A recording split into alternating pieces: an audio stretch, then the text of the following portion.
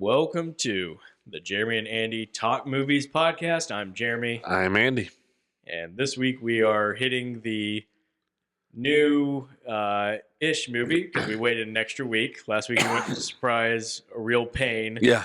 And then this week we're going with what's the big release for men like us. Just manly guys like ourselves. Good guys movie. Yeah. And we're going to talk about Gladiator 2. Yes. The movie that when you first hear about it, you laugh and think that's got to be a joke. Gladiator 2. The first one didn't really lend itself to a lot of potential for a sequel, but with its main character dying in the end of the movie. In fact, most of its characters from the movie being deceased by the end of it. Yeah. And yet here we are. 24 years later. Exactly, yeah. 24 years later, revisiting this world of Gladiator. And we have Ridley Scott returned as director. Yeah. And that's about it. There's a couple of cast members, I guess, returned. Yeah. One of the senators, and then also, is it Connie Nielsen? Yeah. Connie Nielsen, that played in the first one is back. But other than that, we get a whole new cast and crew. Yeah. But this one follows, I guess, it's not very spoilery to say, but Lucius, who is the boy in the first one, that's who our main character is now grown up. It kind of does the thing where it makes you not think it's him, but everyone kind of knows. Yeah. And ultimately, no one really cares. Really, It wasn't once you find out, there's zero reaction. Yeah, they didn't have to be and now pause for crowd, applause. Everyone's just like, oh, all right. Yeah. Sounds good. Oh, yeah, kid from the first movie, whatever. He could have been, could have not been, and you know what? Wouldn't have changed anything, yeah. Anyways, we're following him as he has been living as an exile. Essentially, what they're saying is after the events of the first movie, there was fear for his life because there was a power vacuum, and so his mom sent him away, and he grew up not Roman then. Right. And then Rome is expanding their empire. They invade the city where he is living.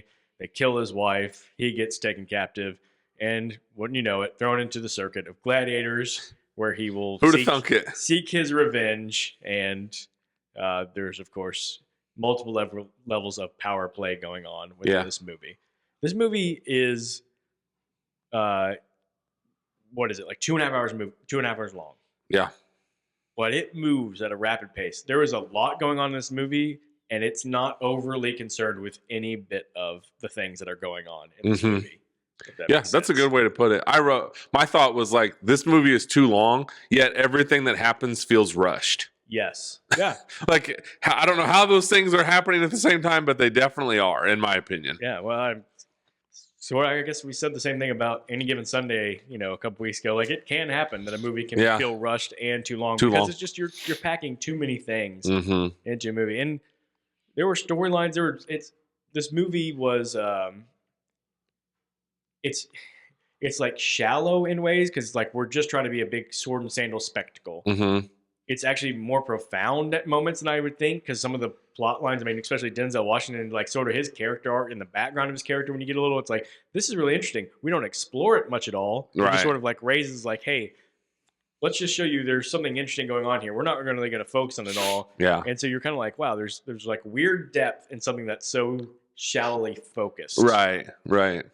But, I guess we'll give our kind of initial thoughts, and we'll jump right into spoiler talk so we can get into this movie.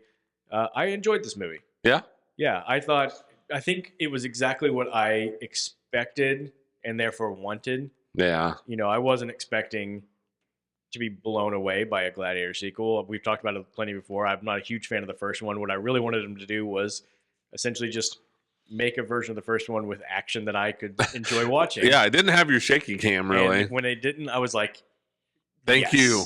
I'm in big spectacle action that I can actually see what's happening. I hope all that shaky cam stuff has just been left in the late 90s, early 2000s. I would imagine so. If you're not going to bring it back for the sequel to a movie that won you a Best Picture, if you're not feeling I've got to at least be true to that, it's gone. It's gone. Yeah. So I enjoyed this movie. What I would basically say is it's an A+ made B movie. Yeah. Is what I would say. Yeah. As I'm watching it, I'm going, everybody who's in this is way too good for their part. Right. Way overqualified. Yes. And even Ridley Scott, love him or hate him, he makes big, huge spectrums. I'm like, he's overqualified for making a silly sequel. Like, it's just everybody's overqualified, and it's just, but it's like they all know that's what they're doing. I don't think there's any like illusions of we're making real like one of the best movies of the year. Yes, we're not making Lawrence of Arabia as we've referenced before. We're making Gladiator 2. Yeah, and we're all just gonna sound and have fun, but like really commit. To this bit. Yeah. I think if I had to rate it just to steal like from the movie, it'd be like solidly like this. They do the thumbs up, thumbs down. Yeah. It's fine. It's okay. Like, I enjoyed it. Like, I'm probably sounding like I'm contradicting myself. I enjoyed it, but it's like, number one, it didn't need to exist. That's fair. It's completely unnecessary. And like you said, the things that maybe they didn't think it was impactful, but like we already said from the get-go, oh, he's the son of Russell Crowe from the first movie. Okay, whatever. Makes no difference at all. There was a couple times when I thought like there was supposed to be like something big. So like, can we go ahead and jump into spoilers, or do you want to wait a little bit? We'll jump into spoilers now. So if you haven't watched the movie, you don't want something spoiled. It's not like there's huge amounts to spoil. There's not a ton to spoil. It's going to play out pretty much the way you expect. But here we go. We give you a warning. So like the Pedro Pascal character, like he gets shot by arrows and killed. People started laughing in the theater when that happened because it's like 12 arrows all of a sudden just come at once. And it's like, I don't think they were going for comedy there. Like it got a couple, like literally like 2 or 3 people kind of like not cracked up, but just like I don't know. It didn't make any kind of impact on me. It was well done. It looks good. Denzel is Denzel, all the things, but I just walked away going like, that's kind of like, that's my official review. It's fine. It's okay. It was another $250 million movie that didn't need to exist, but it's okay. It wasn't terrible. It's not going on my worst of the year list. It's darn sure not going on my best of the year list, though. Right. So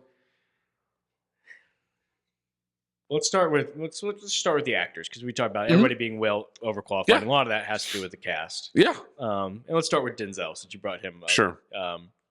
Denzel, we said, is always good. We were very curious to see like what drew him to this. His character was the main bad in this movie, and you wouldn't have guessed that from the previews. They hit that pretty well. Pedro Pascal or the 2 Emperor, like twins. Yep. And you don't expect. I mean, they kind of reference that Denzel's like, I'm going to use you as my instrument to rise to power. Yeah. And you're like, oh, whatever. Like, you don't expect he's actually got he rises to power. He really. Yeah, he does in 4 minutes. Yeah. And I'm like, I guess that's what he saw in this movie. Probably just I get to be this, and he's not like BA Denzel. He's kind of like sneaky snake Denzel. Mm-hmm. So it's like that was cool. Like that was something different. Yeah. And he's Denzel. Like he is. He's cool. Like he just looks cool. When he delivers lines, they have some magnitude behind him. Like. He doesn't even have to do the screaming, yell. He's not Training Day Denzel where he's screaming and yelling and spit's flying out of his mouth. He's just Denzel, and that carries weight. Right. Exactly what you're saying. It's just that he has inherently a gravitas to him. Yeah.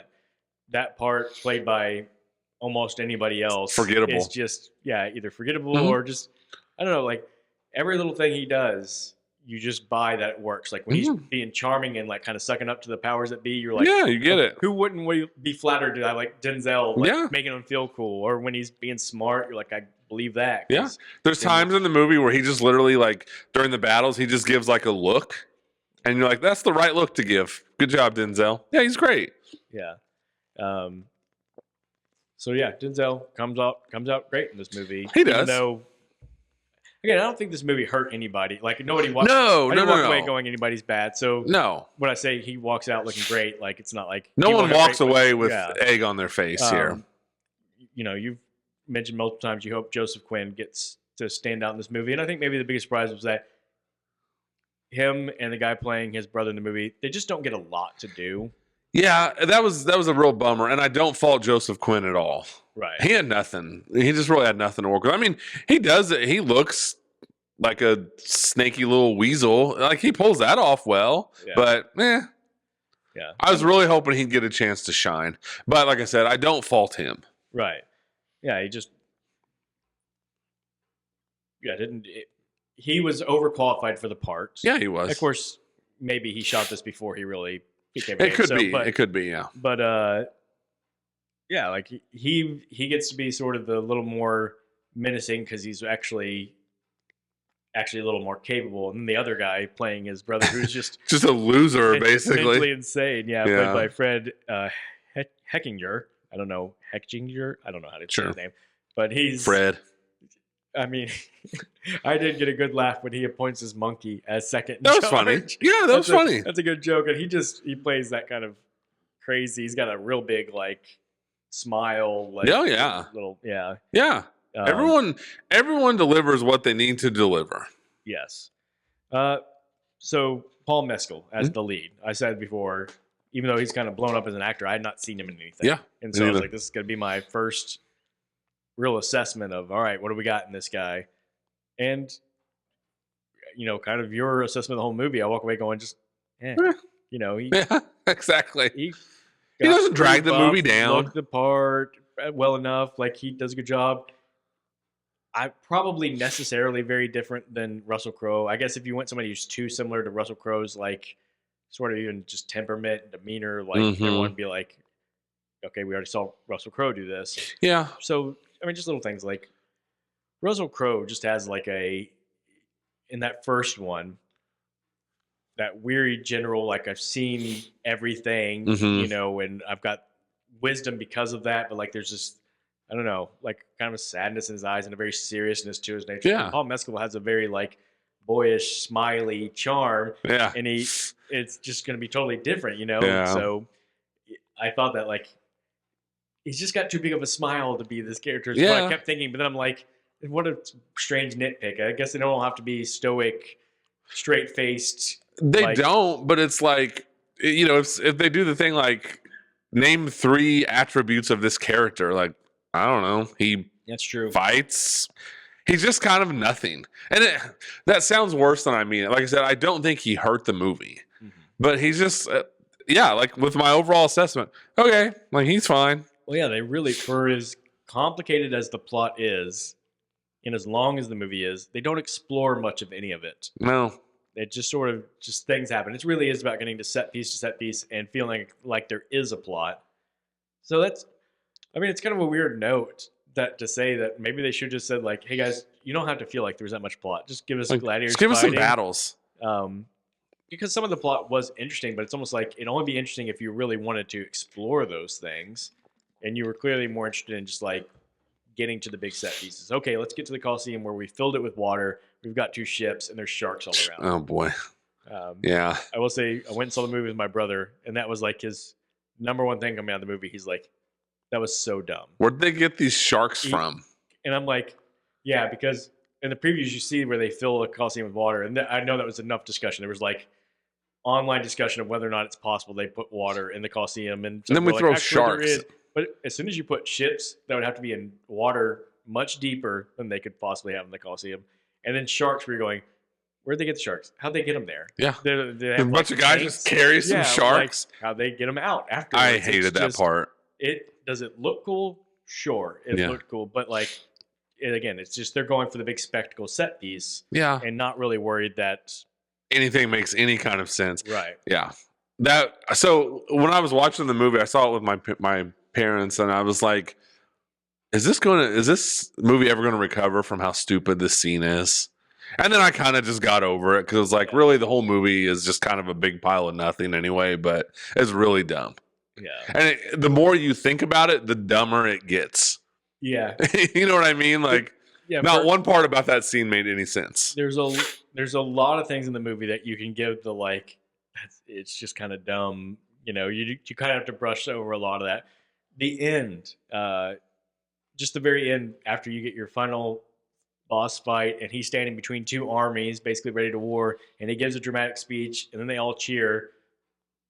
You're like, okay, what? Maybe the first 10 people in each army could hear what he said. Yeah. He's like literally just talking to like tens of thousands of people. What felt like a And- mile. yeah. Well, what they say, 5,000 is one army, and Yeah. he's like, give us 6,000. So yeah, it's like no one would have Yeah, heard so- that, but okay, I just, I know that happens in movies all the time. it does. Where- You're where the- right. where It's the kind guy of a gives movie speech trope. to an army and everybody cheers, and you're like, "How did you hear?" But in this one, it's just like, Come on, it's so obvious. Like nobody's hearing what this guy's saying in real life. it's a really good point. But Yeah. so there's plenty of like stupid stuff like that you just go, I'm just gonna roll with it because I'm watching Gladiator 2. Two, yeah. I agree, but the shark thing was really bad, and the sharks didn't even look that good. And it's like, so if you're gonna do this, then I want to at least see a shark like rip a guy to pieces. And they really didn't even like. They would just show like the blood in the water, and it's like, Yeah. well, then why are you doing this? Why are you having sharks anyway? Yeah. They didn't. I know we are jumping all around. We are movie kind of, here, aren't we? Yeah. but that's okay. They didn't really develop the character in the beginning either. Like you would think in a movie like this, like okay, they're at least gonna give some establishing scenes, like who is this character we're gonna follow? Yeah. But really, like they just kind of show Paul Mescal gathering seeds or something with his wife. They And then, don't like, even talk. 4 minutes later, And they're then in They're battle. under siege and they exchange their rings Yeah. just to say like, I'll always be with you, you'll always be with me, or some crap like that. Yeah. And then the wife dies in the battle. He does the thing again. There's a lot of action movie tropes in here where he falls into water, like passed out, and then just washes on shore. He and it's wakes up okay. on shore. Yeah. Movies really make it seem like it's okay to just be knocked out and fall in water. So yeah, if you're gonna get knocked out, fall into the ocean, and Yeah. it'll eventually just wash you right up on the shore, and Yeah. everyone will just leave you alone. You're right. So that's the thing too. Like Gladiator 1, like you find out that his wife and child were murdered, Mhm. right? So right off the bat, that just feels like bigger stakes than watching this dude's wife get shot with an arrow and just die like 5 minutes into the movie. Yeah. Like that's another moment that had no impact whatsoever when the wife got shot with an arrow. Like, yeah, that's exactly what I knew was going to happen. And it just didn't land. And again, it's not a bad scene. It's cool. The ships in the ocean, they're shooting the giant fireballs and stuff, but just nothing landed with any kind of impact in this movie to me. Everything was just like, okay. Yeah. Of course, it was reminiscent of Ridley Scott's last movie, Napoleon, Yeah. where we talked about amazingly filmed giant battle sequences Yeah. where it didn't have you emotionally invested at all because Yeah. you didn't even really know what was happening, who you're supposed to be rooting for. No. You have no emotional connection to any of the characters. And that was especially true of this opening sequence where the scale and the scope and It's the look of cool. it is amazing. But I don't know who I'm rooting for. Yeah, you recognize two people because they're famous actors and Paul Mescal and Pedro Pascal. Yeah. But other than that, and you're like, do I want them to win or lose this battle? I don't know. I know what's going to happen because the movie has to happen a certain Yeah. way. And But it doesn't mean I care in any yeah, way, it's shape, like or you couldn't form. give me a scene of them being husband and wife together where you feel any kind of connection to them Yeah. before you do this. It sounds weird that I keep going back to the first one, saying the first one did these things so much better when I don't like the first one. Right. But again, the first one, me not liking it has more to do with I just get so annoyed that it's an action movie that does so many things right, and when it builds up to the action, suddenly I hate it. Yeah. So when they're building, like the first one, I was all in up until that first battle when it starts shaking because Like, it's nope, they're don't like setting this. a really cool stage, and they're making him this again, just in some very basic shots. Like he's this very solemn, like war-weary general who's Yeah. on the battlefield. He sees a bird, and you can see he's kind of fascinated with like beautiful bird and this, Yeah. where this carnage is about to happen. The way he speaks to his men, he's like, even of course the famous line is "What we do in this life echoes in eternity" and all that. But you're just like, okay, I'm with this guy. Like this is the kind of leader Yeah. like I want to follow. And then his interactions with Marcus Aurelius before he's murdered and all that, just enough to make you be with this guy. And they just give you nothing No. with this new character. No. And they just kind of hope they go, all right, here's your main character, accept him Yeah. and be with him and cheer for him.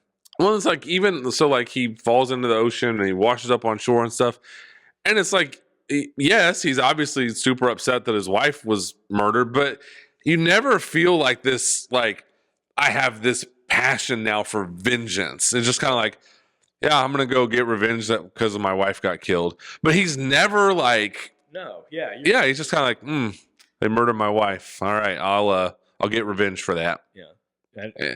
it also never really establishes like why is this guy so good at being a gladiator. Again, No. the first one, you know why. This Yeah. guy's been a general in the army forever. Yeah, He this is guy you trained. don't know. Like, He is an expert, and when they end up in the arena with the whole crew, he starts like leading them like a general would. This guy's just a guy. he is. And then, I thought it was definitely a choice. Like, so he wants revenge on Pedro Pascal, but Pedro Pascal is not really a bad guy. Right. And so then it's just like, well, so it's like on one hand, at least that's a little bit of a different choice. Mm-hmm. Like in every other movie, he would be like, twirling the mustache, evil guy, like, I killed your wife. Well, he's not that in this. Right. And then, and what an amazing coincidence, he's actually like His dating stepdad, basically. Yeah, like he's basically a stepdad. And all that stuff just happens. And you're just kind of going, oh, okay. Like it has no emotional like impact at all into the movie. And they probably could have gone some interesting routes. Like, yes, he did kill your wife, but he's kind of just doing his job. He didn't obviously know it was your wife, and da da da. And it's just kind of, I don't know. It just all amounts to just a whole lot of nothing. Yeah. And then by the time him and Paul Mescal and Pedro Pascal have to fight, it wasn't like you're like, okay, this is kind of cool. It was like two of the main guys in the movie. And I was like wondering, well, what's going to happen? But it didn't feel like it was some big built up to like, oh man, here comes a moment in this movie. It was kind of like, all right, you guys are going to fight now. And they do. And I don't know. Right? Do you know what I'm saying? Like nothing landed with any kind of impact in this movie to me. It just a bunch of stuff that happened. Yeah. I think I figured out the analogy that works for me anyways to explain this movie. Going to see this movie for me is like going to a professional baseball game. I don't follow baseball. I don't even really like baseball. I go every like once a decade, it seems like, to a pro baseball game. Yeah. When I go, you're just kind of like, oh, this is a fun experience. You sit in the crowd, you watch what's happening. I have no rooting interest, so whatever happens, I'm not upset or offended. Right. And it just leave, and I go, oh, that was, hey, that was fun. Going to a ball game. And that's how I felt going to Gladiator 2. That's a great analogy. Yeah. Yeah. Yeah. It was just like, okay, they're fighting now. That's fine. And Pedro Pascal's like, no, I'm not gonna, he's not trying to kill him or anything. And then they kill Pedro Pascal, and you just go, okay, that was a thing that happened in this movie. Yeah. And we still have like an hour left in the movie. Yeah, that was maybe the most surprising part. It was kind of like the middle part of the movie. Yeah. Middle-ish part of the movie. Things just happened really fast. It's like you're saying, that was almost like the beginning of the rapid ascension of Denzel's character. Yeah, so after that, it really is just like, then all of a sudden it's like, okay, Denzel's a bad guy. He's going to start weaseling his way. He's going to put these brothers against each other. The stuff happens with Connie Nielsen, and everything just boom, boom, boom, boom, boom, boom, boom. And it just happened really fast. But yet at the same time, like I said, I'm like, this movie's 30 minutes too long, if not 45 minutes too long. Yeah. Just you talking about Pedro Pascal's death not really having the emotional impact I think it was supposed to have or should have. Same for Connie Nelson's character. When they put her in the arena, he's got to protect her and side up. Nothing. Yeah. I'm not like, oh, come on, save her. No. And then Denzel just kind of easily shoots her, and you just go, all right. Like she just got shot with an arrow, and now she's dead. Yeah. Okay. Yeah. And I don't mean to sound so negative about this movie. Yeah. It just didn't. I mean, we're just trying to be honest. And there's just no emotional resonance at all in anything that happens in this movie. Yeah.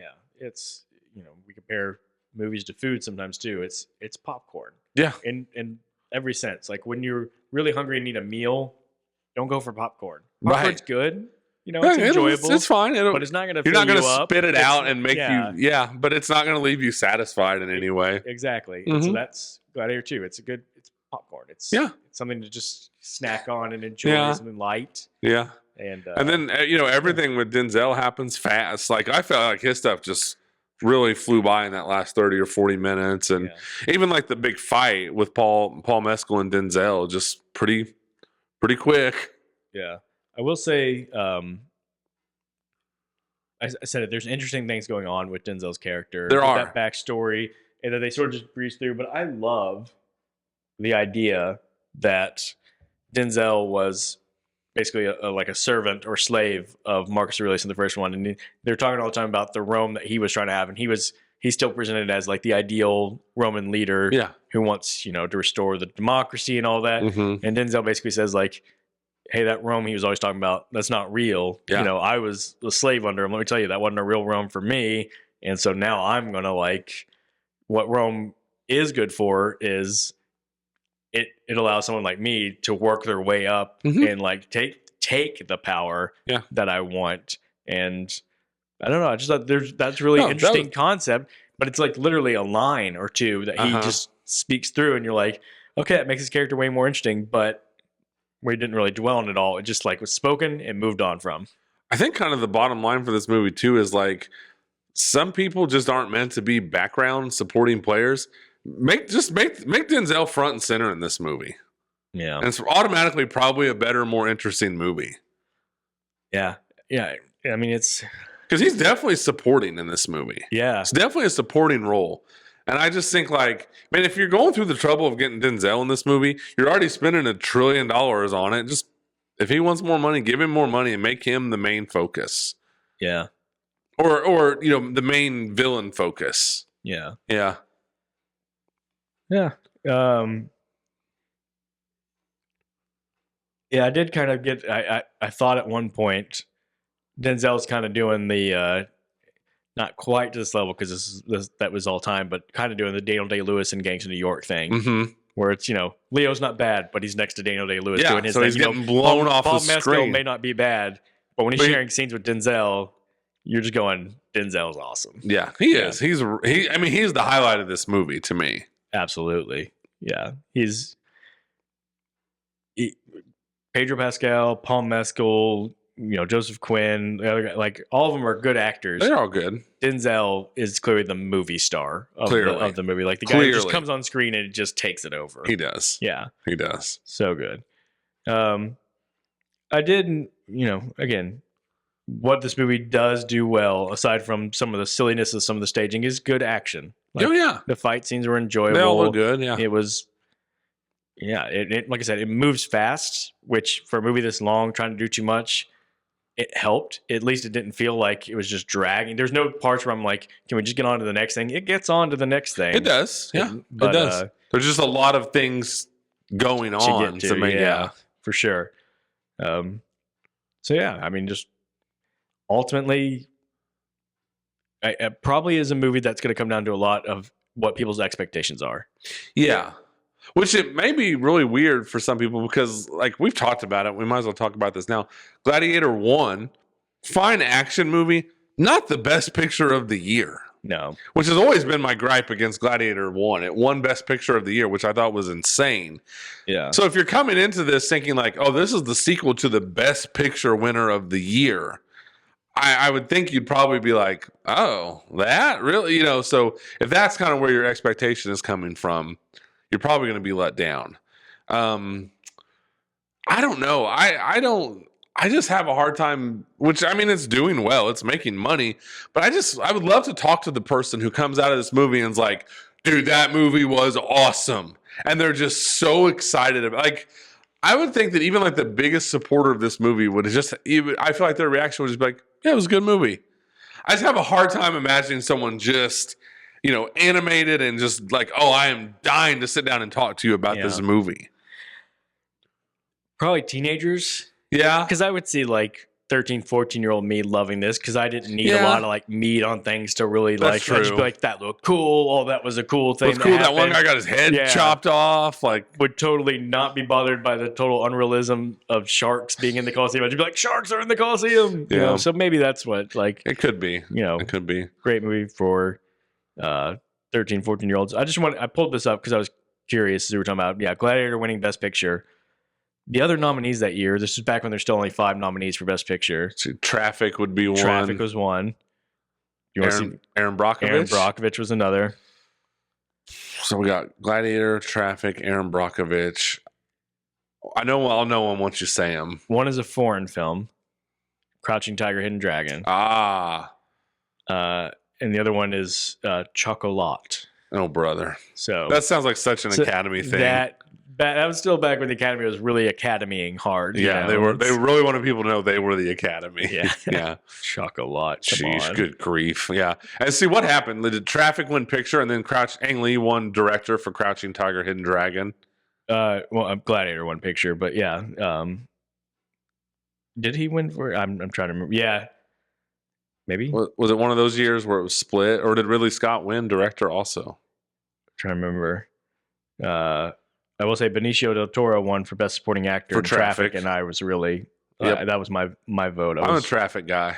Yeah, I like Yeah. it. Soderbergh won for directing Traffic. Oh, nice. Okay. Yeah. Yeah, it should be noted that Soderbergh directed Aaron Brockovich and Traffic. Yeah, that's true. Big year for him. Huge year for him. Those both made money. Julia Roberts won for Aaron Brockovich. Soderbergh won for Traffic, and Benicio del Toro won for Traffic. What a year for Soderbergh. Yeah. I think this is like Ridley Scott. I hope your next movie is not a historical epic. I'm good now after Napoleon and this back to back. Yeah. Like do something different, man.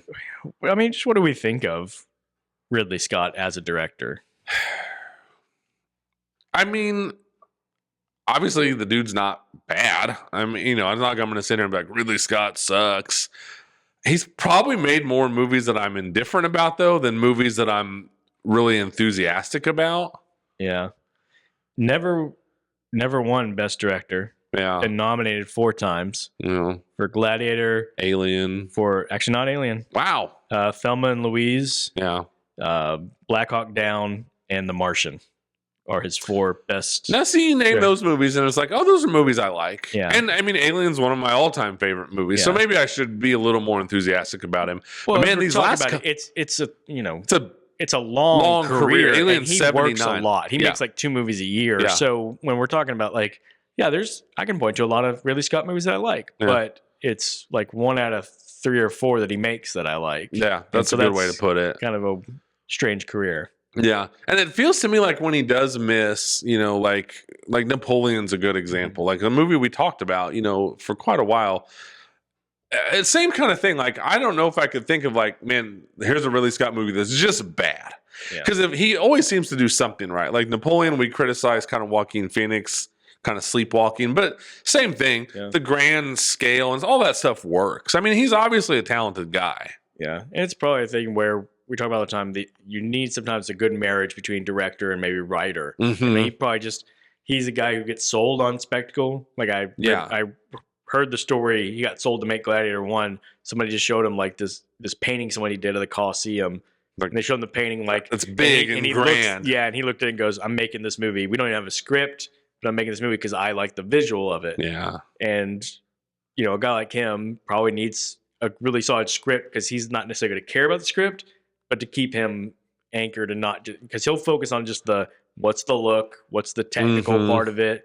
And he needs to balance out story. Probably. I bet you $1 million he did not write Thelma and Louise. Because that is more of a character type of movie. I mean, there's spectacle. There's the famous scene of them driving off the cliff at the end, but that is definitely more of like an exploration of characters and stuff. Yeah, I mean, and The Martian, obviously, he didn't write. That was based on a book. I know. I liked The Last Duel that he did, but that was written by Matt Damon and Ben Affleck. So a lot of. So maybe I shouldn't have. I probably sounded more negative about Ridley Scott than I meant to.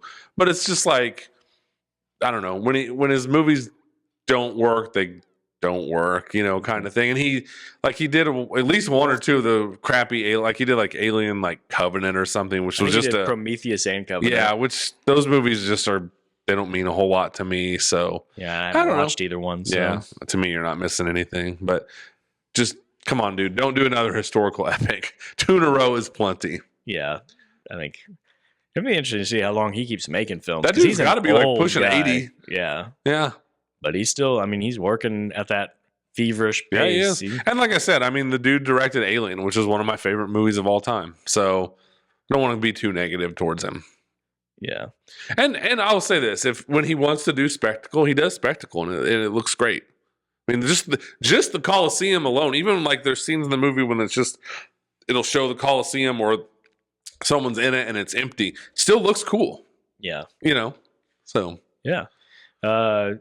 So I would say if this movie got many Oscar love it being obviously the below the line categories, Yeah. the like visual effects, the costume design, that sort of stuff, art because that's all direction. good. Yeah. Yeah. Yep. And it's like I was thinking too, like not even really like a memorable score really for this movie. Like No, and that's another thing. Hans Zimmer did the first movie score, and this one was somebody else, and it's just like you're not gonna beat Hans Zimmer. No, you're not. So I guess ultimately it's like, I don't know, go see this movie if you want, but I'm not going to tell anyone to go out of their way or rush out to see it. I can tell you, like, not a movie that's going to leave any kind of lasting impact on me. No, as a movie lover. Yeah, and there was what was the line that he said a couple times, and I'm like, the first movie obviously had the what you do in this life echoes in eternity, and that became like a thing in pop culture. People say that, and he had a line in this one that was like, what death is, we are not, and what we are, death is not, or something. And I'm like, that does not roll off the tongue. That is not going to become a catchphrase like the other one. It's like makes me think of Anchorman when he's like 60% of the time it works every time, and Will Ferrell's like, that doesn't make any sense. Yeah. That's kind of how I felt when he was spouting that off. Like, okay, that sounds deep, but it's like that doesn't really make any sense. Man. Yeah, I don't think people are going to be writing that as their senior quote in yearbooks or anything like that. And then I will say this too, and this is something we don't talk about a lot. Like the very last note that a movie hits, the very last scene. The very last scene of this movie was just a dud. Like Paul Mescal, he kills Denzel Washington like pretty violently, and that's cool and everything. And then he just goes back to the Coliseum. He's in there by himself, and he just kind of stands there. And then it cuts to like what's supposed to be like the afterlife, and I guess that was supposed to be his wife, and her hands just kind of like, was that his dad? Or clearly just repeating and paying homage to the end of the first one, because the first one Russell Crowe dies, but they don't even show anybody with the hand, and you're kind of like, you're not gonna get the same emotional payoff, because in the first one it was okay, now he's in the afterlife, like going to reunite with his family. Murdered family. Yeah. So I just thought even like the literal last shot of this movie was, and then it just fade to black, and I was like, okay. Sometimes it's telling in a movie theater when it goes to credits and they throw on the house lights in the room. If it feels like too soon because you're still like kind of motion sitting with a movie, like that's a good sign. Yeah, this is one of those movies where end credits, lights, and everyone's like, okay, like we're no immediately transitioned out of no one's sitting there like soaking it all in, or like like when I go see Jaws every year when it plays, like I just want to sit there and just be like, I'm really taking this all in. This was like my mom and dad and I were like, all right, we're ready to go eat, because we were going to Chili's afterwards, and that was the credits roll. Was like, all right, let's go to Chili's. Yeah. That probably. I don't think I have any more thoughts on Gladiator 2. I think we probably covered most of everything I wanted to talk about. Yeah, me too. I'll be very curious to hear what other people think about it. I think the common refrain is going to be what we're saying. Like it's fine. It's not. I don't think people are going to come out and be like, that is the stupidest movie I've ever seen in my life. Yeah, I think it's going to be a lot of like. I mean, that's kind of where my mom and dad and I landed. Like, it was a fine movie. It was okay. Yeah, I will say 71% from critics on Rotten Tomatoes, 83% from audience. Sounds about right. It does make me laugh though, because it gives the little like quick summary of the movie, and it says it only has the first part here, and then it's ... So, years after witnessing the death of Maximus at the hands of his uncle, Lucius must enter the Colosseum. And it's like, okay, so even though it's kind of hidden in the previews that it's Lucius, like I said, not a surprise. They literally will just put it in the like synopsis of the movie. Yeah. The movie has made $258 million worldwide already, so it's not going to be a shock for it to be a success, even moderate success worldwide, because name recognition, we know. I mean, you're throwing a bunch of like handsome, popular actors up on the screen. And with the worldwide box office, you always look at like, is anything lost in the translation? Nothing. It's like, no, it's big spectacle. Big spectacle always, that's why freaking King Kong times Godzilla will do well on the international. Because it requires no understanding of anything deep. Right. Yeah. I do think from now on, any movie we talk about, we should have a category, like a moment where we debate as to whether the movie we're talking about would be better if there were sharks in a coliseum at some point in the movie. Like that is. Should we add sharks to a location? Did Saturday Night need a scene where there were sharks in a coliseum eating people? Absolutely, it did. I mean, honestly, like the sharks might have even been less ridiculous than those boats being able to sail around in that water. Like you could probably get water. Even if it was chest deep on a man, but those boats are like deep sea boats. Yeah, boats are like the size of this church that we're in right now. Like, come on, that scene was insane. Yeah, even for Gladiator, that scene was insane. Yeah, but I feel like we can get some comedy out of it. I did want to talk about briefly. So Thanksgiving, my brother was in town visiting me the past several days, which is awesome. Yeah, and he's not quite the big movie nerd that I am. Mm-hmm. By not quite, I mean like not really at all. And but he's like, I'm gonna do what you do on Thanksgiving. He knows I go to see movies on Thanksgiving. He's like, we'll go see some movies, and I'm like, I'm not gonna make you sit there 3. Right. If you're not a movie guy, that is a long day. Since there isn't like a clear not 3 even we'd 3 all good be ones. interested in. Yeah. So we did go see 2. We went and saw Bonhoeffer, and then Gladiator 2. And Bonhoeffer, those who don't know, Dietrich Bonhoeffer is a real life person. Yeah. Lived in the early part of the 1900s, so he is an adult when World War II was going on. And he's, the subtitle for the movie is Pastor, Spy, Assassin, which is a bit intense. It's a bit strong for what he actually was. But I've heard a lot about Bonhoeffer. I have not read the book on him. There's a pretty well-known book by Eric Metaxas, but I have not read it. But I've just heard about Bonhoeffer. And I've read Bonhoeffer, like some of his books that he's written. And he's a super smart guy. He's one of those guys you go through and I'm like highlighting feels like I'm highlighting more than I'm not highlighting the book because every line's just brilliant. And so I wanted to see this movie, and I had some reservations because I'm like, okay, it's Angel Studios, not my favorite movie studio, and are they going to make it too tame? Is there going to be enough budget for it to be quality and all this sort of stuff? And it's one that I walked out of, and I have the exact same sentiments as Gladiator 2, the thumb sideways, not great. Fine. But I feel like my complaint about the movie is probably different than most people's. One, my brother had a pretty good analysis of the movie. He said there's just so much to his life to try to pack it into a movie, even in a 2.5 hour long movie. It's just too much. It's 2 hours and 13 minutes. But yeah, it's like every time you try to do, we talk about it, John, these biopics they're hard to do because they try to pack in so much and then you end up getting nothing. So my first thought was like, yeah, they should have just picked a period of time. Yeah. And focused on it. The other thing is this. They really made Bonhoeffer like kind of an everyday guy. And this is going to sound weird, but I really feel like they made him like an American version of Bonhoeffer as opposed to like German in that time period. And I'm like, this dude is reading his stuff. I'm like, again, I've not seen like video or tapes on Bonhoeffer. My biggest complaint was they didn't make him intellectual enough. They made him kind of just like a normal guy thrown into extraordinary circumstances type deal. And I'm like, I picture Bonhoeffer being more like, kind of like what we saw in Oppenheimer last year. Yeah. Like they didn't have to go out of their way to be like, they did tell you how smart Oppenheimer was, but just in the way he conducted himself, you're like, this is how an intellectual conducts himself, and the way he talks to people. Right. And I'm like, that's how Bonhoeffer seems. Like, I can't picture this Bonhoeffer you're showing me in the movie writing the way that he wrote. Like, to me, he would just be much more kind of intense and like very analytical and like hold the beliefs that he did and be as stern as he did. Like, I think he was probably a very like direct, black and white kind of like, this is, sure, what's right and what's wrong. We're gonna do this. And I don't know, the movie just okay. So yeah, I don't know. It's almost like somebody just said, hey, Bonhoeffer was a guy who was a pastor and a spy, and they didn't actually like read any of his stuff or know anything about him. They're just like, let's write a story about a guy who was that. Yeah. Because they literally don't even reference any of his writings other than saying that he wrote some books. It's not like they had him say things and I'm like, I recognize that from the books or anything like that. Right. There's also terrible scenes early on of he goes to America to study some.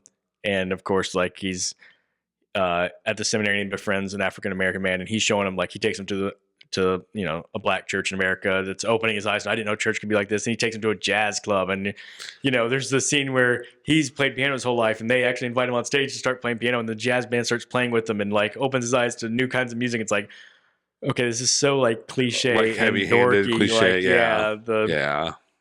Yeah. So I don't know. What'd your brother think of Gladiator 2? He was kind of Same as us. Yeah. Couldn't get past some of the dumber things that were in it, but Yeah.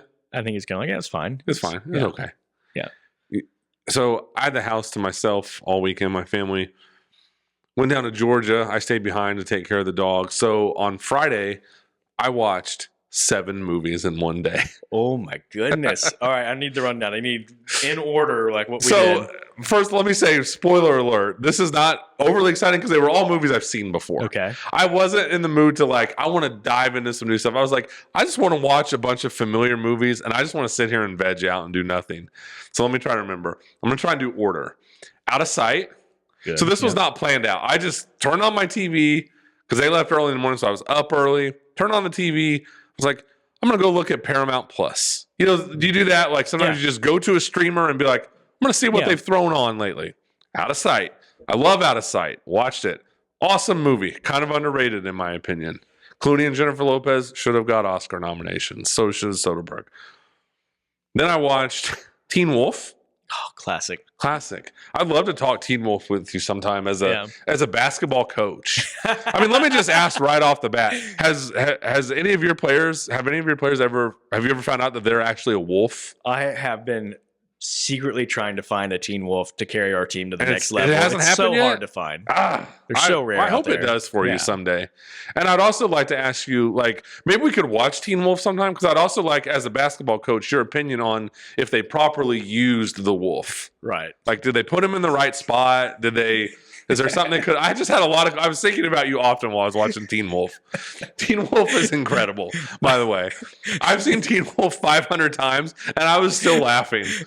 That reminds me of, they have those YouTube videos of this expert breaks down these movie scenes. Yeah. And there was one my brother and I came across just the other day. It was space experts breaking down how real is it, and one of them was Guardians of the Galaxy, and we were just like, come on people. That would be basketball coach breaks down Teen Wolf. Would be about as realistic. I would love to do that with him.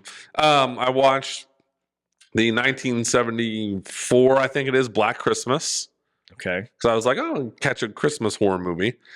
I watched a second Christmas horror movie. It was like a direct to Hulu or Amazon Prime. It's a Wonderful Knife. Great play on words. It's, man, right now, for some reason, streamers love the time travel slasher whodunit. Yes. There's so many of those right now. And this was another one. So how many is that? Out of Sight, Teen 4, Wolf, I think. Black Christmas, It's a Wonderful Knife. Then I watched Friday the 13th Part 1, the original. All right. 1980. Friday the 13th Part 2. Ooh. And then what was the 7th one I watched? Rocky 2. Wow, you hit all sorts of different things. I don't even know what happened. I just went into some weird zone and just watched the 7 most random. I really, so what ended up happening is I just kept going to the different streaming services we had. And I'm like, I'm just going to keep finding movies that I like. Yeah. And that I haven't watched in a long time on these streamers. And I'm going to watch them. And I would finish one and I'd be like, you know what? I got another one in me. And I just kept going. And a lot of them were older movies. And, a lot of times in the old, not every movie was 2.5 hours back in the day. Right. Teen Wolf is just a brisk. It's like 85 minutes. Yeah. I mean, I wish it was 2.5 hours. I wish I could live in the Teen Wolf universe for longer, but sadly, I'm sure there's a director's cut of Teen Wolf somewhere out there that expands on things. Right. Really dives into the mythology. Yeah. So it was just incredible. It was just an incredible day, and I was really proud of myself for those 7. Just the only thing that had anything in common was Friday the 13th 1 and 2, obviously. Yeah. So it was a great day. That sounds like a great day. I challenge anyone to have watched 7 more random movies in a day than I did. That would be tough. Yeah. That's really cool though. I'm happy for you. You got to do that. I was happy for myself. Yeah. So Friday, I want to talk a little bit about this, not movie related, but I said my brother's in town. He took me out for a belated 40th birthday present. He took me to a basketball game. Took me up to Chicago. Yeah. Chicago Bulls were playing the Boston Celtics. Yeah. Which is convenient that was the game lined up for while he was here.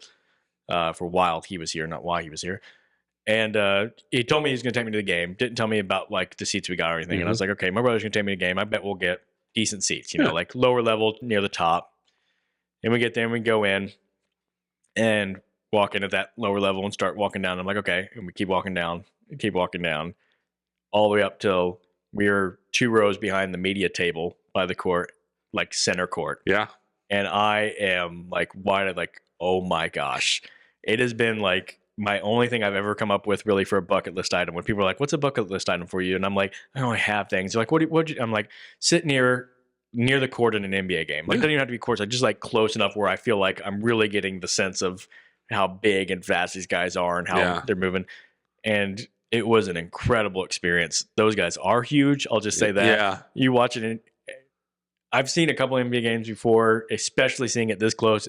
You sit there and go like, I don't know how they do anything on the court, because having 10 just monstrous human beings on the court, like there's no room. But then they like, when they actually do drive or something, it's so fast and so powerful. You're like, oh, that's how they get anywhere. Cause they all, it's incredible. And it was just a really fun game, really fun time. It's going to be like the highlight of my year, because it's a like lifetime highlight experience to have. Did you guys drive up to Chicago or take the train? We drove up, drove back same night. Yeah. So the one thing that was most like befuddling to me, though, and it should not even surprising, is how many of the people that sit at that level close to the court are not even remotely interested in the game. And it's just killer for someone who's like a big fan. I was like, how many people would kill to be down there? You want to like let people know, like, hey, I'm actually a real fan who's getting to do something special. I'm not like these people who are just here to be part of it. Like looking at their phones. There's so much that goes on in an NBA game that's not related to the game to keep people entertained all the time. I mean, and there's a lady coming by like taking orders for drinks and food, was with us all night. And it was nice and convenient because we didn't have to get up. We just ordered drinks and food right from her. That's awesome. People brought it to us. But the whole time I'm like, as the game's going on, I'm kind of looking around like there's people sitting in front of us, 2 guys who are, I don't know, probably not too far off from my age, athletic looking guys who look like they might be into basketball, but they're just talking business the whole time. At one point, they're just, one of them showing the other one on his phone the Rolex he's looking at getting. And then there's a minute 45 left in the game. It's an 8-point game. They get up and leave to beat the traffic. And it's just like, you people don't deserve seats like these. There was 4 teenagers. It was 3 girls who looked like they could have been freaking triplets. I don't know. Sitting there, and they every time I look over, they're taking selfies. And it's not even like, here's a selfie of me with the whole big arena behind me. It's literally on their face. I'm like, in front of you, you've got an NBA game going on. Behind you, you've got this arena full of people, and you are taking selfies of your face. How narcissistic are you?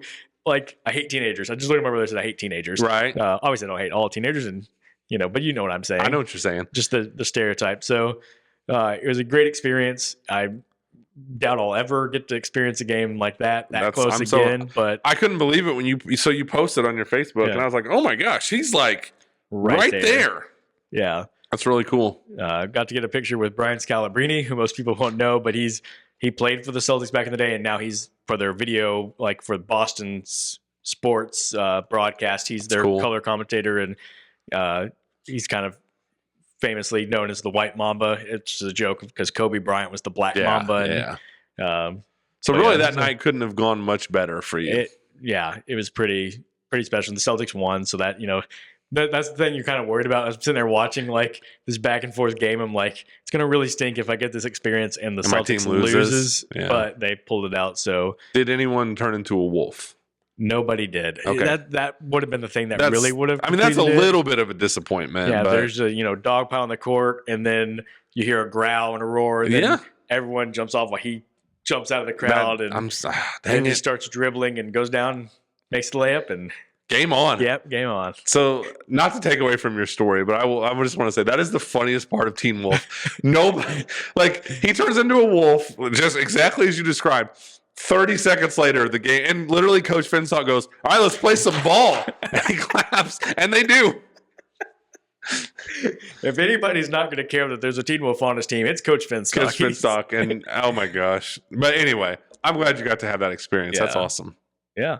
I mean, I took my older 3 kids and I last year, maybe it was 2 years ago, went to Chicago to watch an NBA game, and we set up somewhat high, and it was still awesome. Yeah, I can't imagine being down where you were. Yeah. It's a fun experience. Like, easy accessible stadium. I felt like parking was no problem. Yeah, that was a shock. There was a lot of parking around. We parked and walked like 3 minutes, and we were in the stadium. Yeah, yeah. So it was a good time. Well, I know we've talked about possibly doing Wicked at some point because it is a cultural phenomenon. We like to touch on the things that are really prevalent in the culture.